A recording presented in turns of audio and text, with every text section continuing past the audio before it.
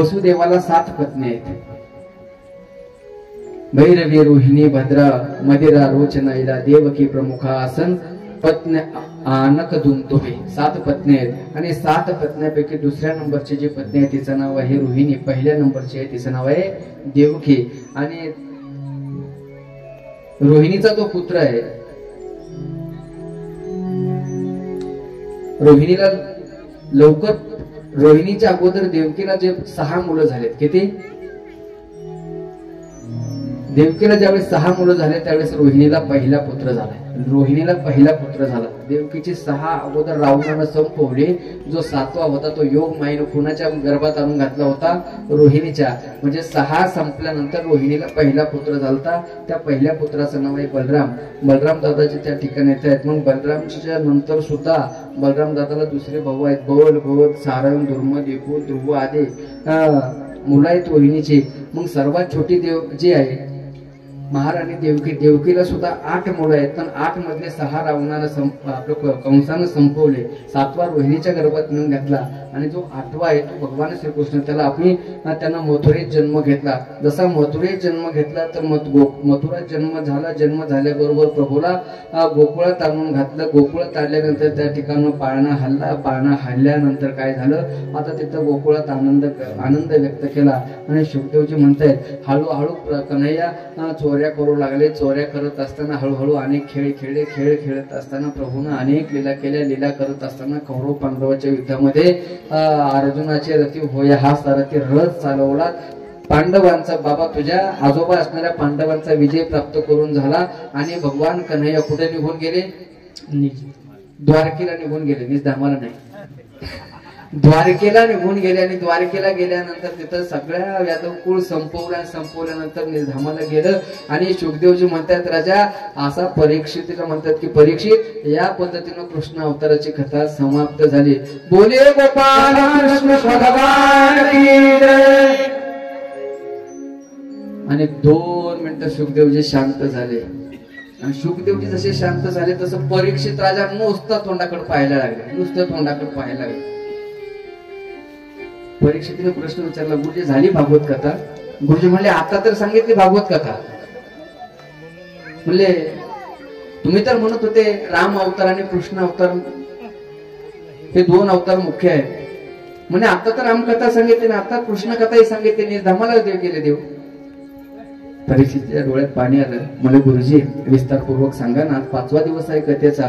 अहो एवढे 100 कौरव माझ्या बाबांना मारण्यासाठी रात्रंदिवस प्रयत्न करत होते, परंतु केसाला सुद्धा धक्का लावू शकले नाही. अहो जसं एखाद्या गायीच्या खुराची अशी एखादी निशाणी पडावी आणि त्या गायीच्या खुराला सहज तिच्या वासरानं पार करावं, तसं या कौरवांची सेना सहज पार केली माझ्या बाबा पांडवांनी.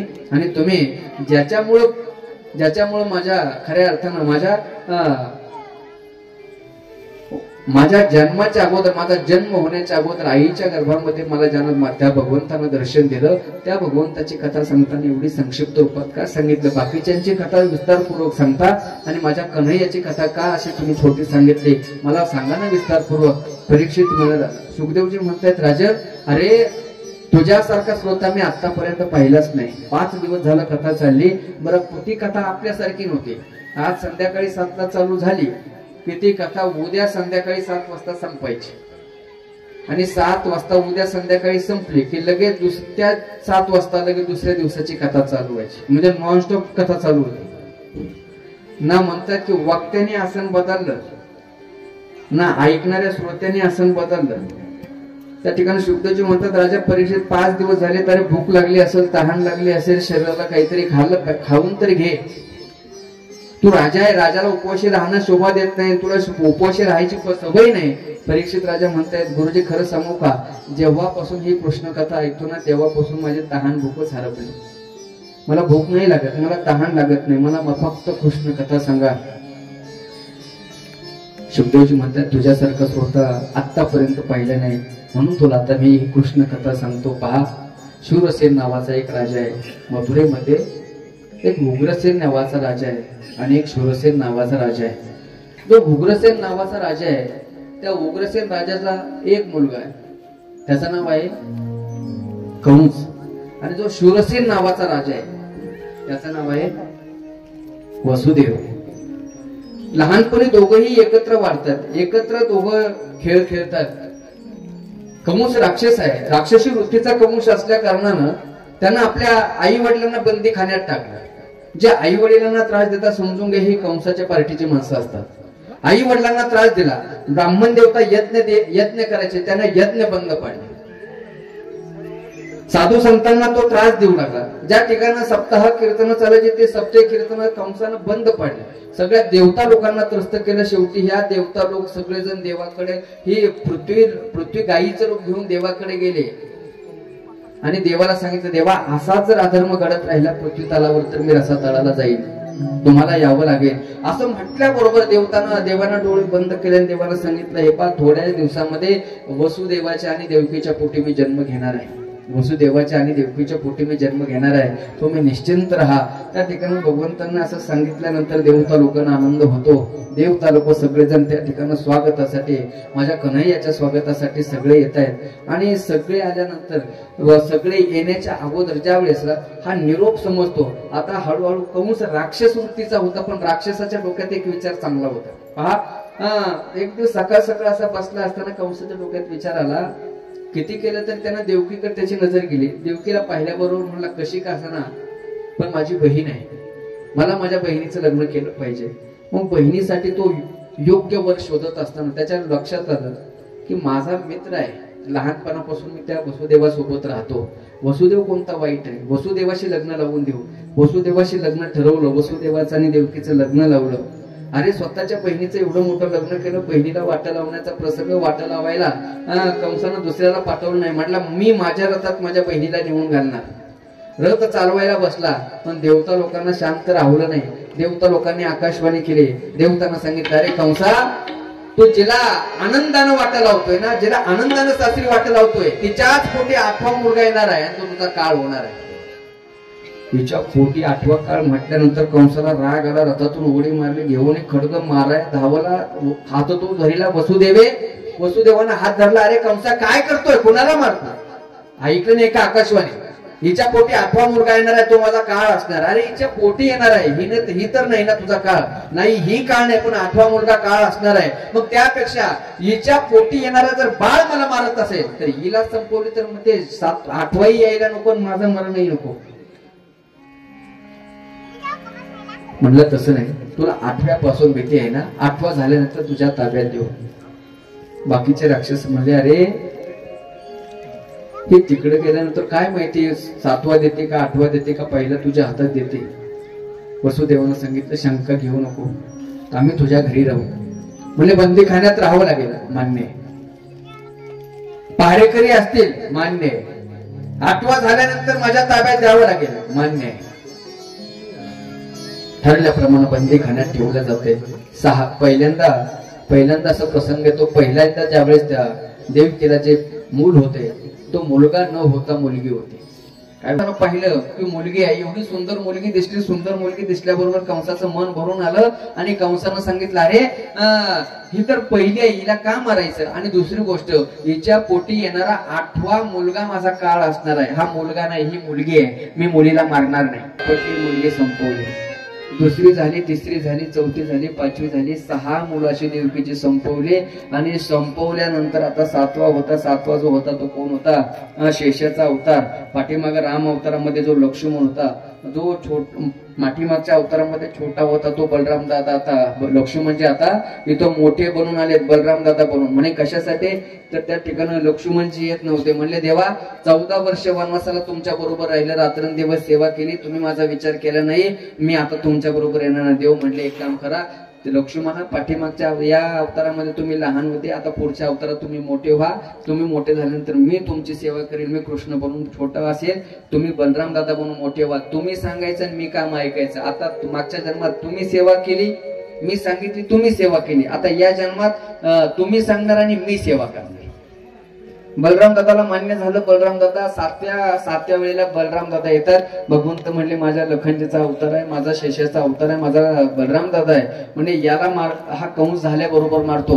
योग मायेला आदेश केला. योग मायेनं रोहिणीच्या गर्भामध्ये नेऊन घातला. बलराम दादा त्या ठिकाणी वाढू लागले. बलराम दादाचा इकडं गोकुळात रोहिणीच्या गर्भामध्ये जन्म झाला. पण आता 8वा होणार. ज्यावेळेस कंसाला समजलं, सज्जनो पहा एवढा बंदोबस्त ठेवला, एवढा बंदोबस्त ठेवला, 10 पटीनं पहारे वाढवणे, 10 पटीनं पहारे वाढवणे. पण देवकीच्या पोटी जसा 8वा गर्भ आहे तसा अख्ख्या कारागृहाचं तेज एवढं चमकू लागलं. कंसाला सुद्धा भीती वाटायची. का तर साक्षात परमात्मा येणार आहे. कंसाला एवढी भीती वाटायची, प्रत्येकाला विचारणार, अरे कडक लक्ष ठेवा, रात्रंदिवस लक्ष ठेवा. अरे तो कसा येईल सांगता येणार नाही. अरे मला समजलंय, जो 7वा आला होता तो योग मायेनं नष्ट केला, तो पोटात गायब झाला. जर 8वा जर झाल्याबरोबर पाळायला लागला तर काय करायचं. बाकीचे सेवक म्हणले महाराज घाबरायचं काम नाही, आम्ही आहोत ना. काय आम्ही आहोत ना, तुम लढो हम तुम्हारे हे शेजारचे असे असतात, पुन्हा विश्वास ठेवू नका. ती म्हणायचे आम्ही आहोत ना. कंस घाबरायचा. नारदजीची भेट झाली. नारदजीला असं वाटलं जाता जाता याला थोडासा दणका दिला पाहिजे. नारदजी येते, साधू आहे. जिथं देव येतात तिथं नारदजी आल्याशिवाय राहत नाही. नारदजी दिसल्याबरोबर कंसानं दर्शन घेतलं. नारदजीला म्हणले, नारदजी 7वा योग मायेनं नष्ट झाला, पण 8वा येणारा कसा असेल. नारदजी म्हणले जास्त टेन्शन घेऊ नका. म्हणजे कसा असेल दिसायला तो. नारदजी म्हणले एवढंच लक्षात ठेवायचं, वो काला काला होगा, वो देखने में छोटा पर पेट में दाढ़ी वाला होगा, वो काला काला होगा, वो मुरली वाला होगा. नारदजी कंसात जास्त लक्षात ठेवू नका, एवढंच लक्षात ठेवा तो काळा असेल. काय असेल, काळा असतो. काळ्या रंगावर एवढा विरोध केला कंसानं. जेवता जेवता जर एखादा केस जर असं डोळ्याच्या समोर आला तर कंस ते केस बाजूला करत नव्हता, असा उचलून काढायचा, फेकून द्यायचा. जेवता जेवता डाळी जर नुसती काळी मोहरी दिसली तर ती डाळीची वाटी बाजूला सरकवत नव्हता, डाळीची वाटी वाढणाऱ्याच्या तोंडावर फेकून मारायचा. का तर त्याला माहिती माझा शत्रू कसा असणार आहे. काला काला होगा, वो मुरली वाला होगा. काळ्या रंगाशी एवढा विरोध शेवटी 5 महिने झाले, 6 महिने झाले, 7 महिने झाले. कारागृहाचं तेज वाढू लागलं. कंसानं कडेकोट पहारा ठेवला. पण असं सांगतायत आता साक्षात भगवंत अवतार घेणार म्हटल्यानंतर देवता लोकांना राहवलं नाही. देवता लोक म्हणे असं नाही, साक्षात आपला मालक आपल्या परमात्मा जर अवतार घेणार असेल तर त्याच्या स्वागतासाठी जावं लागेल. म्हणून सगळे देवता लोक पुष्प घेऊन, फुलं घेऊन भगवंताच्या स्वागतासाठी येत आहेत आणि माझ्या कन्हैयाचं स्वागत करतायत. स्वागतम स्वागतम कृष्ण, सुस्वागतम कृष्ण, स्वागतम कृष्ण, शरणागतम कृष्ण, सुस्वागतम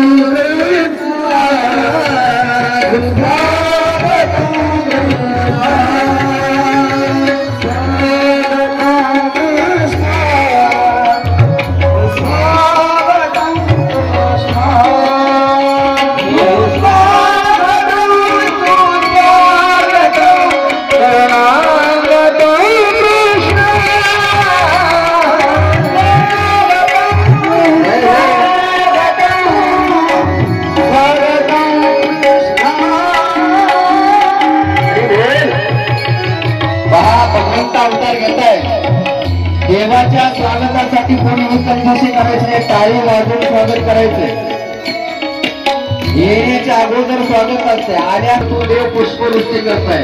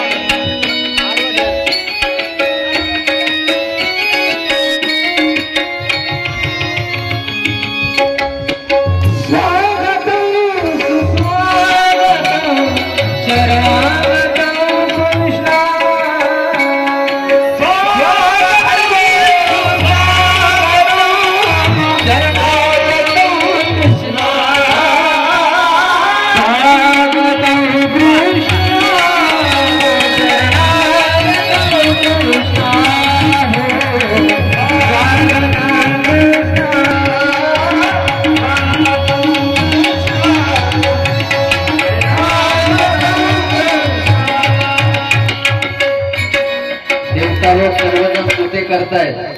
हळूहळू हळूहळू आता भगवंताचं प्रागट्य झालं.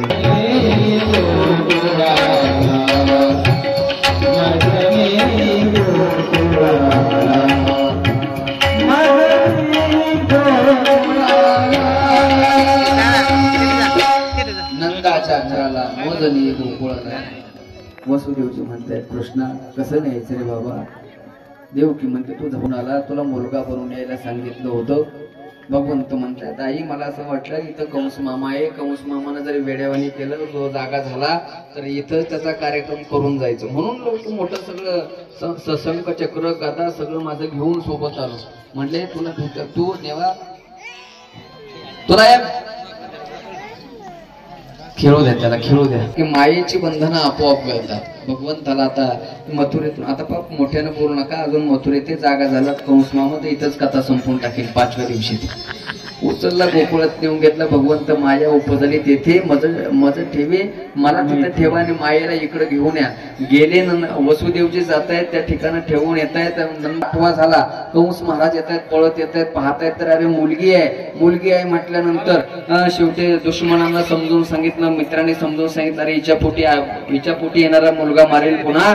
त्यानं उचलली, फिरवली, गरगर गरगर फिरवली, दगडावर आपटणार तिथे योग माया हातातून निसटून गेली आणि तिने आकाशवाणी केली कंसा अरे तुझं लागी मध्ये उपजला मजा आधी. कंसा विचारलं कुठं आहे म्हणजे तू गोकुळात वाढतोय म्हटल्यानंतर आता कंस घाबरला आणि घाबरल्यानंतर आता इकडं पहा, आता सगळं मथुरेतला विषय सोडून द्या आणि गोकुळात चला. ज्यावेळेस माझा कन्हैया गोकुळात आला, पहाटेची वेळ आहे, नंदा आणि सुनंदा उभी आहे. सुनंदाने सकाळ सकाळ पहाटे 4 वाजता पाहिलं की यशोदेच्या जवळ कोणीतरी सुंदर असा नीलमणी झोपलेला आहे आणि झोपलेला पाहिल्याबरोबर एवढा आनंद झाला तिला असं वाटलं की नक्की मुलगा असला पाहिजे. पुन्हा असं तोंडावरचं काढलं, पुन्हा जागला हरिश्चरणम हरिश्चरणम हरिश्चरणम 108 वेळा जप केला, पुन्हा जागला, पुन्हा उघडला, पाहते तर मुलगा. नंदबाबा गोशाळेमध्ये आपली माळा जपत होते. नंदबाबा गोशाळेत माळा जपत होते. माळ काय जपत होते माहितीये का?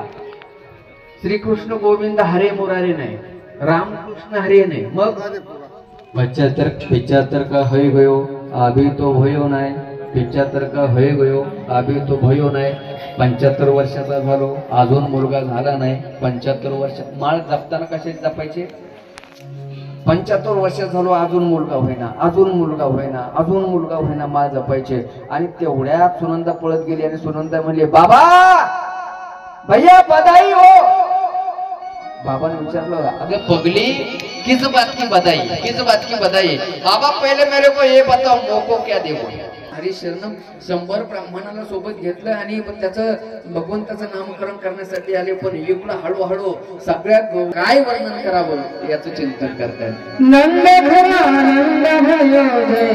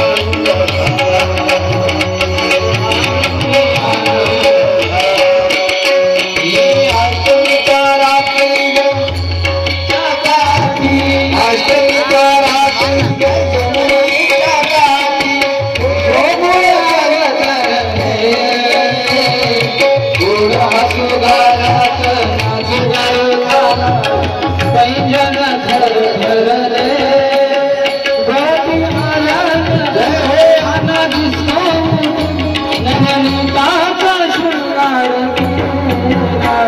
आज आनंदी आनंद झाला आनंदी आनंद झाला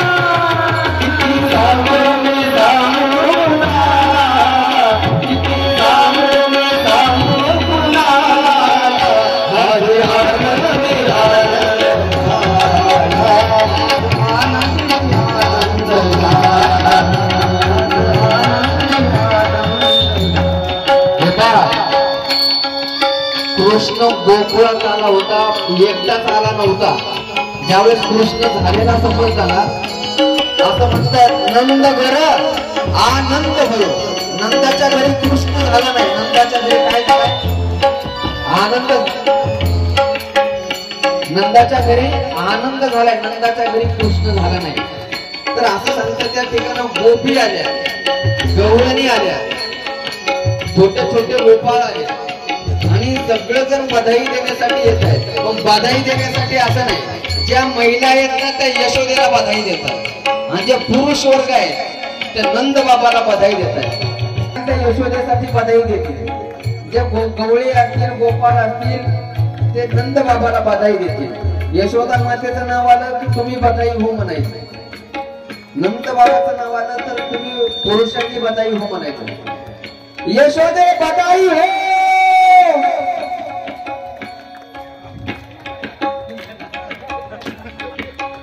अरे बधाई होऊन रे म्हणा,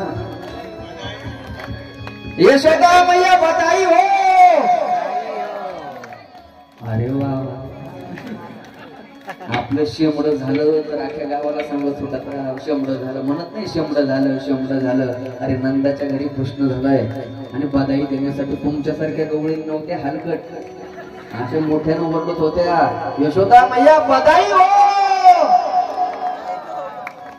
नाही जमलं तुम्हाला, बघा आमचा पुरुष वर्ग बाबा बधाई हो बधाई हो. याला म्हणते आनंद, नाही तर बसा तसेच रडत. जिथं इथं बधाई दिलं तर जीवनभर दुसऱ्याला पुढं पुढं करायची गरज नाही. पा एवढा आनंद एवढा आनंद, गोपाळही उठले आणि गवळणीही उठतायत आणि कृष्णाच्या आनंदात नाचतायत.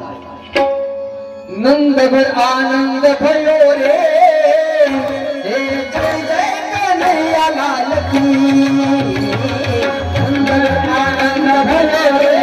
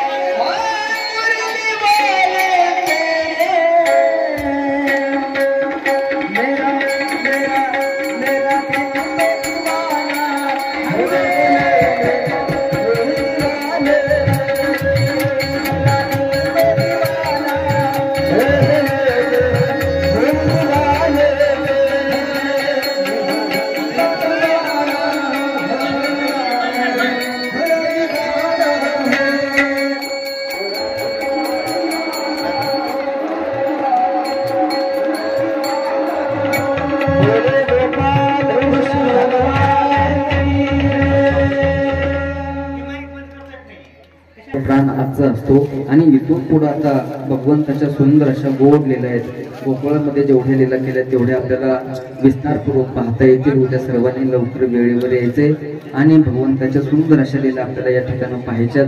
आज ज्याचा जन्म झालाय उद्या त्याचा आपल्याला उद्या विवाह सोहळा होईल आणि उद्या लग्नासाठी सगळ्यांनी थांबायचे बरं का. उद्या लग्नासाठी सगळ्यांनी थांबायचे.